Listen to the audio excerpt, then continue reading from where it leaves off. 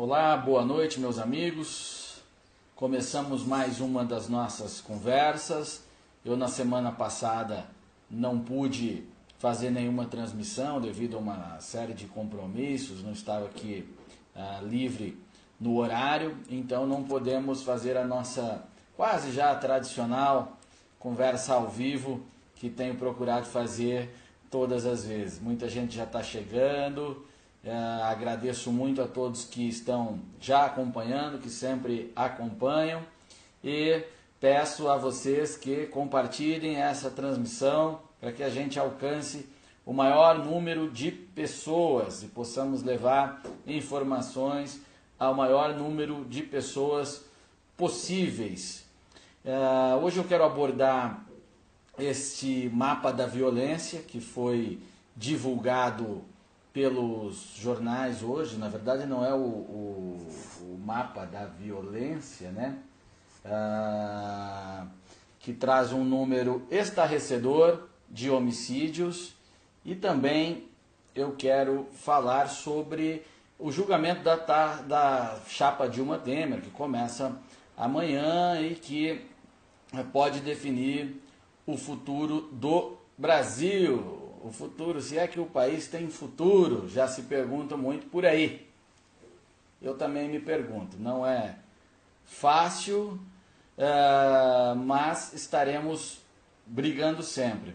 Vejo que o Benê Barbosa acabou de entrar na nossa transmissão. Benê, meu abraço a você, meu respeito sempre, uma das pessoas que eu conheci na vida, que eu mais respeito mesmo. Benê Barbosa fez um trabalho praticamente sozinho, conseguiu um engajamento muito forte para não deixar passar o Estatuto do Desarmamento lá em 2005, e hoje ele faz um trabalho para revogar o Estatuto do Desarmamento ou amenizar a legislação desarmamentista no Brasil. Ele faz um trabalho excepcional, vocês conhecem muito bem.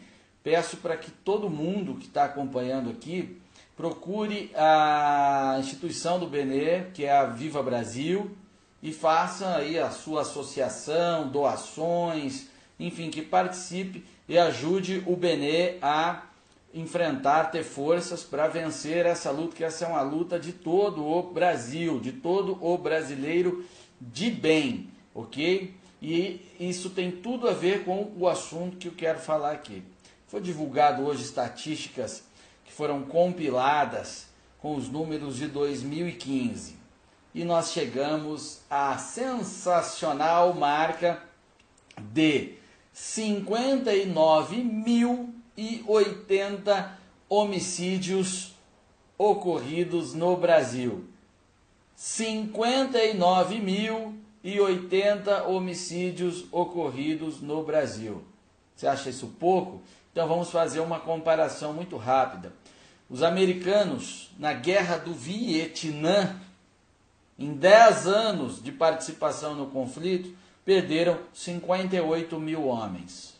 Os americanos, em 10 anos de Vietnã, perderam 58 mil homens, num terreno hostil, em guerra declaradas, na casa do inimigo, armado até os dentes, lutando pelo comunismo. Só no Brasil, o ano passado, 2015, aliás, 59 mil brasileiros assassinados. Ou seja, o Brasil está perdendo um Vietnã por ano. Você ainda acha que a sociedade brasileira é uma sociedade normal? É claro que não é mais normal. Esse conflito do Vietnã, que matou 58 mil americanos, é um dos maiores traumas vividos pela sociedade americana. Vocês veem muito no cinema, é sempre debatido, veterano e tudo mais, a derrota, todas as famílias que perderam as pessoas, todo mundo tem consequências daquilo e é um trauma muito forte. Agora, o brasileiro tem um Vietnã por ano. A gente não sabe mais qual que é o trauma que nós vivemos, porque nem nos recuperamos de um, já chega outro, a ponto de termos a banalização completa do homicídio no Brasil. O homicídio não dá nem audiência mais na televisão. Até os programas policiais ficam falando de outras coisas e tal. Isso aí já nem dá, porque banalizou ao ponto de, claro, com uma realidade de 59 mil homicídios por ano.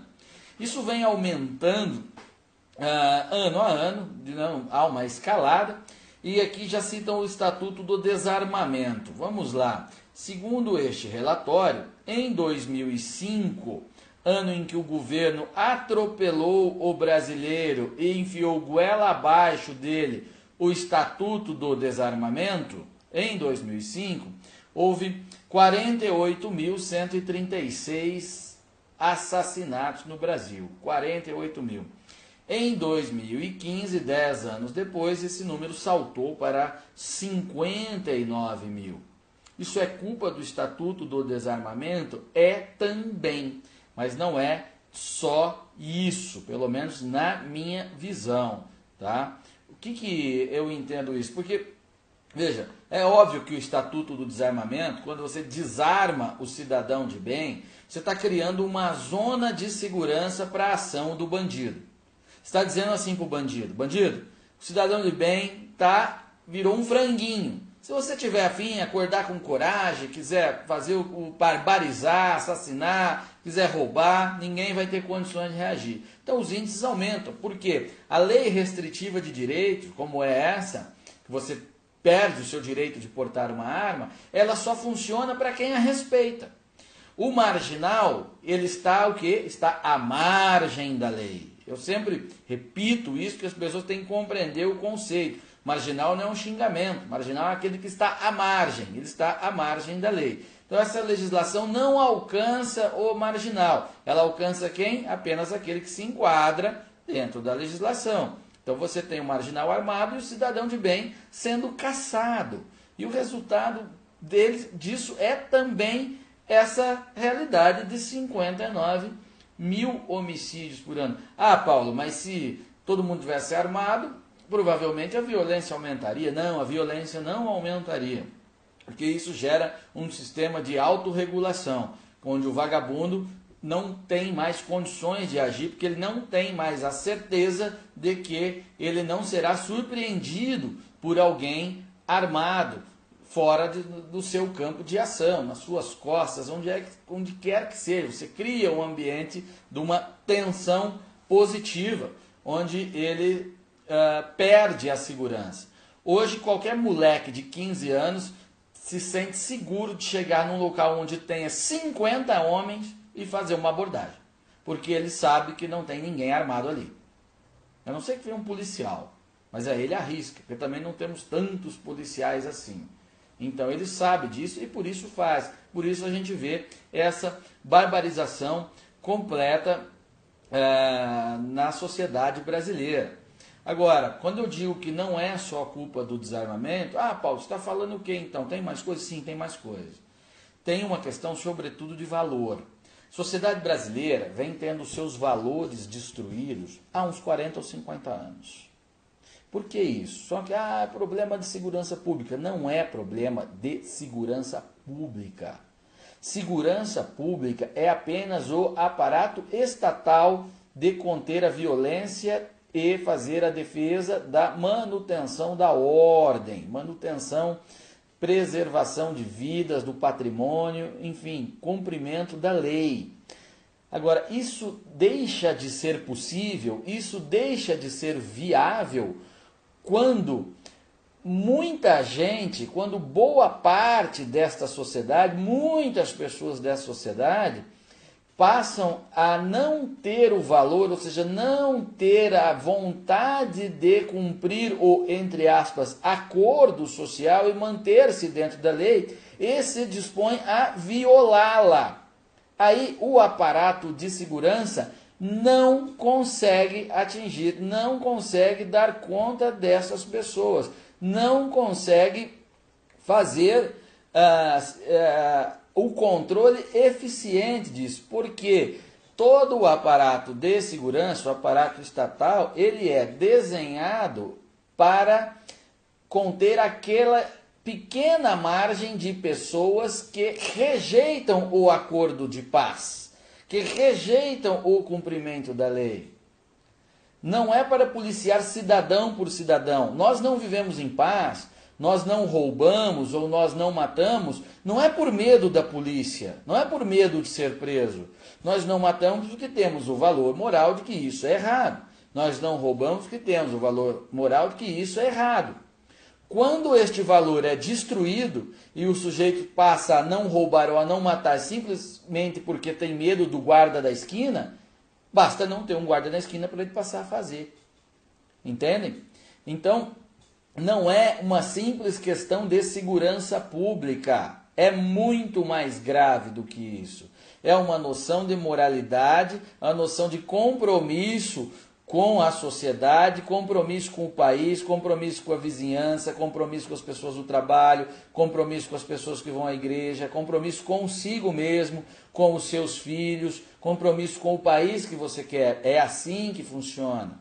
Ocorre que esta noção de compromisso ela vem sendo destruída no Brasil por toda esta maldita doutrina, ideologia esquerdista disseminada nas escolas, disseminada no meio cultural, disseminada no jornalismo, na política, em todo lugar, e o compromisso, então, com a nação remete a povo, né, um com o outro, ele para de existir. E aí o resultado é esse, 59 mil homicídios, milhares de carros furtados todos os dias, milhares e milhares e milhares de roubos que nem são comunicados, porque as pessoas já não confiam mais na polícia. Óbvio, a polícia acaba não tendo condições de fazer o seu trabalho, visto que ela, como eu acabei de explicar, ela existe para conter aquela parte ínfima da sociedade que resolve delinquir, mas não, nós temos uma parte significativa da sociedade que resolve delinquir,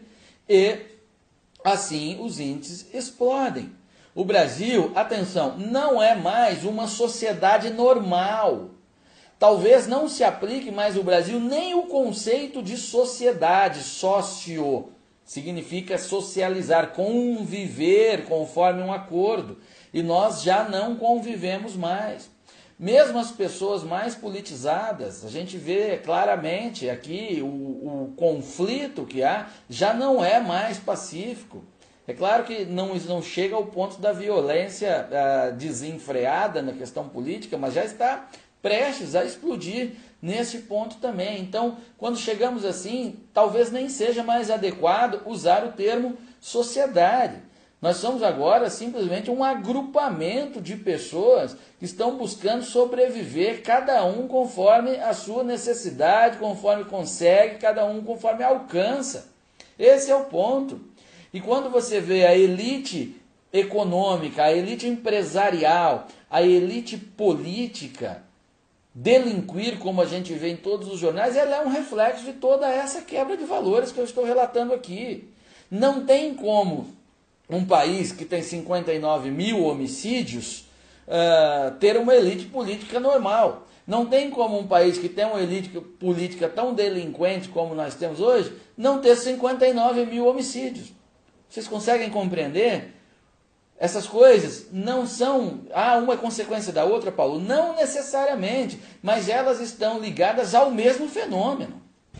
Eu digo que elas estão ligadas ao mesmo fenômeno. Elas são ações diferentes que danificam, causam o mesmo tipo de dano ao país, mas que têm origem nesse mesmo fenômeno, que é um descompromisso com a sociedade.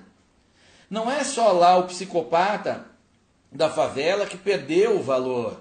O homem da política, aquele esclarecido, estudou no bom colégio, conhece o mundo, tem a honra de obter um mandato, é eleito para servir o seu país, e ele assim rouba, e ele faz negociatas para desviar bilhões de reais. Esse sujeito também não tem nenhum compromisso com a sociedade a qual ele diz representar. Assim como o marginal, favelado ou não, chefe do tráfico ou não, coloca um revólver na cabeça de alguém para obter os seus bens ou para cobrar uma dívida. É a mesma coisa, só é uma ação diferente. Então me dá preguiça de ver os especialistas, os estudiosos em segurança pública, quando pegam um número desse de homicídios, tratar isso como uma questão, um problema de polícia. Isso não é um problema de polícia. Nem que o Brasil virasse a União Soviética e tivesse um guarda por habitante aqui, não resolveria esse problema de violência, não resolveria essa história de homicídios, não resolveria essa criminalidade. Porque não passa por isso apenas, passa pela reconstrução do acordo da gente viver em paz, viver em sociedade. Ah, Paulo, como é que a gente reconstrói isso? Eu não tenho a fórmula ainda. Mas eu imagino que a gente precisa de exemplos, referência. A gente precisa não permitir mais que as nossas crianças sejam doutrinadas por professores que têm compromisso apenas com a luta política e não com a estrutura curricular, não com a transmissão do conhecimento, não com o incentivo a que o aluno e as crianças vão estudar. A gente tem que fomentar qualquer resgate de valores, da tradição, da experiência humana. Estou dizendo que a religião é uma boa fonte de valores. Ah, Paulo, eu sou ateu, não acredito. Não importa se acredita ou não, mas que ele é uma transmissão de tradição, e tradição remetida a valores, a experiência humana acumulada também não é a única. Você pode ter outro, mas é preciso fazer essa transmissão. Aí o pessoal diz que o Bolsonaro presidente. Ok, você acha que o Bolsonaro vai resolver tudo isso? Como? Com quem? O Bolsonaro vai reestabelecer essa sociedade de valores do dia para a noite? É claro que não.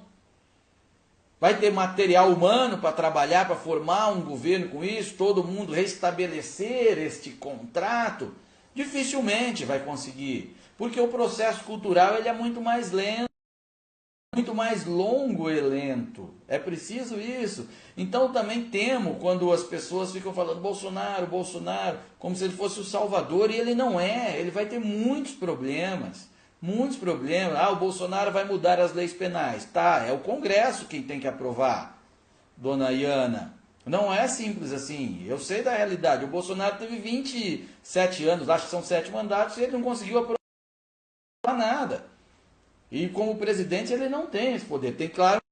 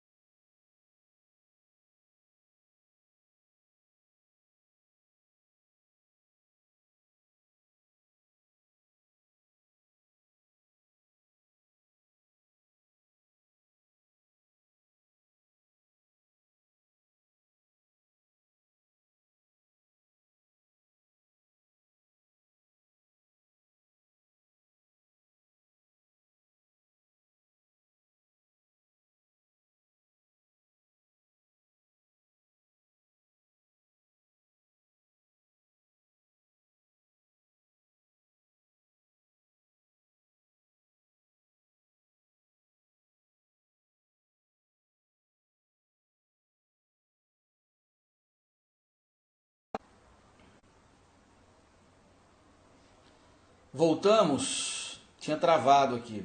Eu estava falando sobre a esperança das pessoas no Bolsonaro e a conclusão sobre essa história de perda de valores. Veja, gente, não depositem essa responsabilidade toda nas costas do Jair Bolsonaro. Vocês precisam ajudá-lo, todo mundo precisa ajudá-lo. Não é um presidente que faz uma nação, é uma sociedade que faz um presidente, é uma nação que faz um presidente, e não o contrário. Você não consegue fazer essa transformação se não tiver todo um esquema envolvido, muita gente envolvida, organizações envolvidas. Então não é só isso. Quando eu peço ativismo, quando eu peço para compartilhar coisas, quando eu peço para você falar com as pessoas, é isso que eu estou buscando. É um resgate de valor que nós precisamos. Não é apenas uma questão de estrutura de Estado. A saída não está no Estado. Ô, dona Maria Elisa, você está dizendo que realmente não é de esperar alguém do PSDB falar do Bolsonaro. Lamentável, não é a primeira vez que eu ouço isso. A senhora não entendeu nada do que eu falei. Absolutamente nada do que eu falei. Eu estou fazendo uma defesa do Bolsonaro. Preste atenção no que eu estou falando antes de digitar.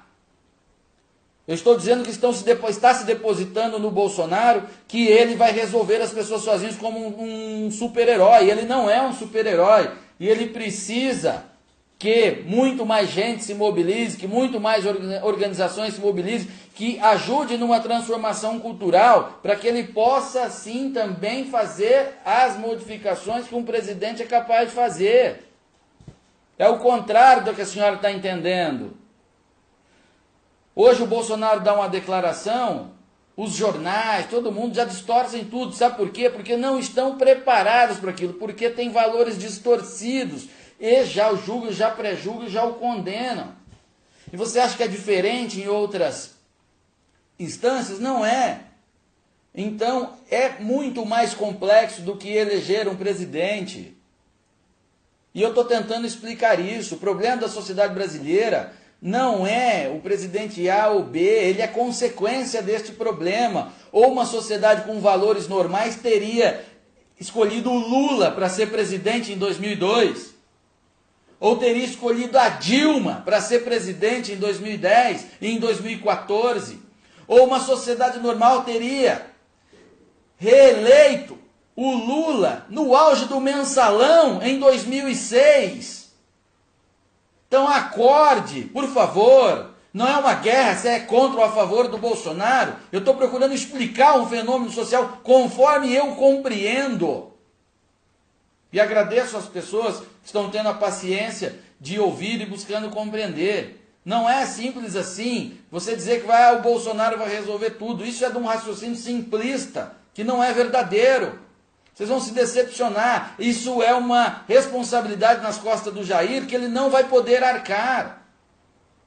Eu, quando digo isso, estou ajudando o Jair Bolsonaro, a quem eu admiro pessoalmente e me considero amigo. E quero ajudá-lo, sempre. E por isso estou esclarecendo aqui. Estou dando a cara, não tenho problema em me posicionar. Agora não me venham me acusar de bobagem, sem antes procurar compreender o que eu estou tentando explicar. É algo bem mais complexo, muito mais. É algo que remete em 59 mil homicídios. Você acha que é o presidente que resolve isso? O presidente vai estar em todas as esquinas caçando bandido? Não vai estar. Não vai estar. Sabe, nós somos o país, não é só o país dos 59 mil homicídios. Nós somos o país campeão em agressão a professores em sala de aula. Vocês sabem o que é isso? O Estado oferece uma sala de aula, um professor, e o cara vai lá, ao invés de procurar aprender, ele quer bater no professor. Ah, mas o professor está doutrinando. Não, não é isso. Ele não nem quer bater no professor que está doutrinando. Eu nem tivesse, teria que bater. Não, ele quer bater no professor porque ele não aceita a autoridade do professor. Aquele professor que está sendo pago por toda a sociedade para transmitir conhecimento a ele. Ele quer bater no professor. Eu tenho 2 irmãs professoras. Cansei de ouvir relatos, de ver irmã chorando, chegar chorando em casa, porque os moleques não queriam prestar atenção, porque eram marginais, porque não tinham como impor autoridade, porque não há respaldo para nada. Porque também numa sala de aula, ela é o reflexo de uma sociedade. Você está na sala com 30, com 40 moleques, a maioria deles tem que estar querendo estudar. Se eles não tiverem, só os ínfimos, a parte ínfima tem que estar querendo bagunçar. Aí a professora tem facilidade para conter. Quando não, fica com dificuldade e prejudica todos os outros. É exatamente o que acontece na questão da violência. A polícia só dá conta da margem ínfima. Estou repetindo isso pela 10ª vez. E o que acontece no Brasil é que não é mais uma margem ínfima. Já é uma parte considerável da sociedade que está disposta a delinquir. E a elite política é reflexo disso, é esta parte. E é por isso que você abre os jornais e vê bilhões desviados.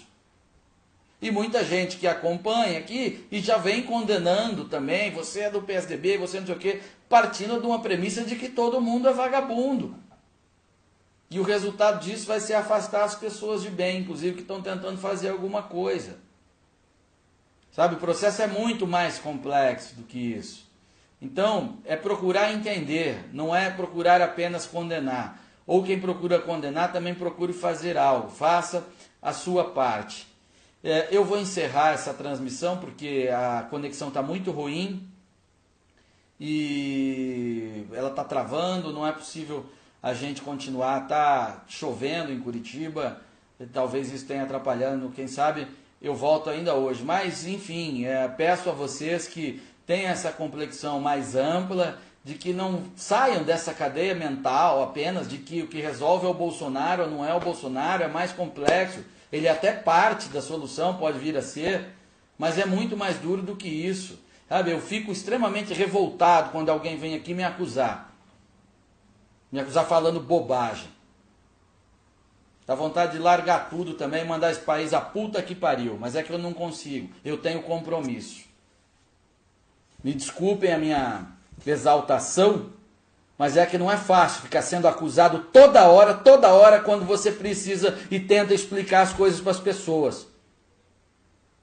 É muito chato isso.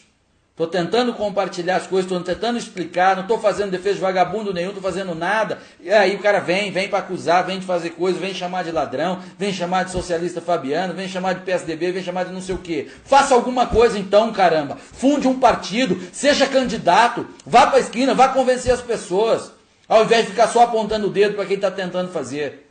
Mais uma vez eu peço desculpas a quem compreende o trabalho que está sendo feito e que está disposto a fazer. Me perdoe, mas também não é fácil ter paciência toda hora para ouvir e ler besteira. Enfim, boa noite, depois a gente volta. Um abraço.